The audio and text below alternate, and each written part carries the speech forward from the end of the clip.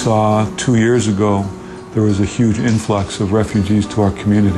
Bukan besarnya jumlah pengungsi yang datang ke kota Syracuse, negara bagian New York, yang menjadi keprihatinan Yusuf Soul. They were getting harassed and beat up off the bus. The children from the school, the adults on the street, because they were diminutive, spoke a different language, looked a little different. Perlakuan buruk warga setempat kepada para pengungsi inilah yang mendorong Yusuf, warga Muslim Amerika ini, untuk mendirikan Northside Learning Center bersama para sahabatnya.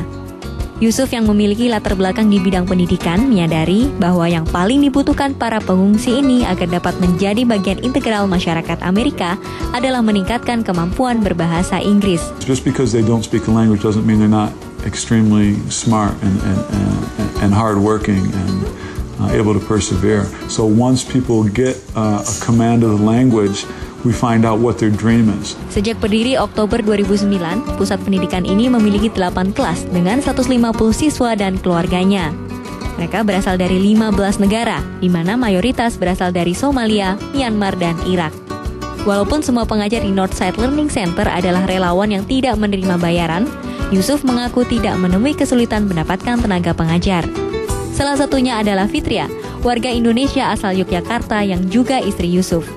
Fitria adalah pengajar di kelas anak-anak. Saya tahu rasanya bagaimana jadi orang baru di negara orang lain seperti itu.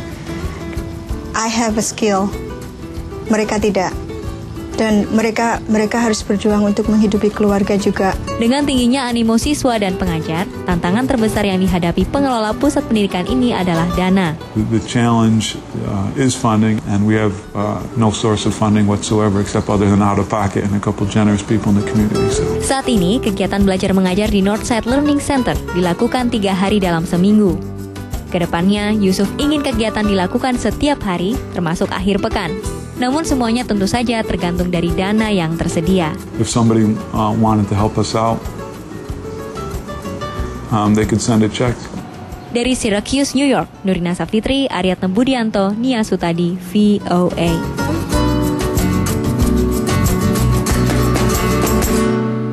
Yo, the youth age is about kids coming together for kids. People coming together for people to protect and educate all the youth, not some of it, but all of it, against AIDS and HIV. You gotta come together for the future, man, for the next generation. Don't protect me, protect yourself, protect your friends, and protect everyone's future. Find out how at www.youthaids.org. The next generation, dirty.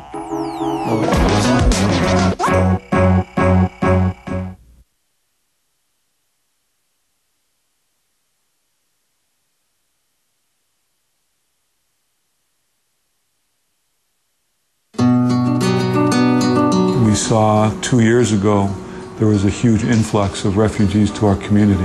Bukan besarnya jumlah pengungsi yang datang ke kota Syracuse, negara bagian New York, yang menjadi keprihatinan Yusuf Soul. They were getting harassed and beat up off the bus. The children from the school, the adults on the street, because they were diminutive, spoke a different language, looked a little different. Perlakuan buruk warga setempat kepada para pengungsi inilah yang mendorong Yusuf, warga Muslim Amerika ini, untuk mendirikan Northside Learning Center bersama para sahabatnya. Yusuf yang memiliki latar belakang di bidang pendidikan menyadari bahwa yang paling dibutuhkan para pengungsi ini agar dapat menjadi bagian integral masyarakat Amerika adalah meningkatkan kemampuan berbahasa Inggris. Just because they don't speak a language doesn't mean they're not extremely smart and hardworking and able to persevere. So once people get a command of the language, we find out what their dream is. Sejak berdiri Oktober 2009, pusat pendidikan ini memiliki 8 kelas dengan 150 siswa dan keluarganya. Mereka berasal dari 15 negara, di mana mayoritas berasal dari Somalia, Myanmar, dan Irak. Walaupun semua pengajar di Northside Learning Center adalah relawan yang tidak menerima bayaran, Yusuf mengaku tidak menemui kesulitan mendapatkan tenaga pengajar. Salah satunya adalah Fitria, warga Indonesia asal Yogyakarta yang juga istri Yusuf. Fitria adalah pengajar di kelas anak-anak. Saya tahu rasanya bagaimana jadi orang baru di negara orang lain seperti itu. I have a skill, mereka tidak. dan mereka harus berjuang untuk menghidupi keluarga juga. Dengan tingginya animo siswa dan pengajar, tantangan terbesar yang dihadapi pengelola pusat pendidikan ini adalah dana. The challenge is funding, and we have no source of funding whatsoever except other than out of pocket and a couple generous people in the community. So. Saat ini, kegiatan belajar mengajar di Northside Learning Center dilakukan 3 hari dalam seminggu. Kedepannya, Yusuf ingin kegiatan dilakukan setiap hari, termasuk akhir pekan.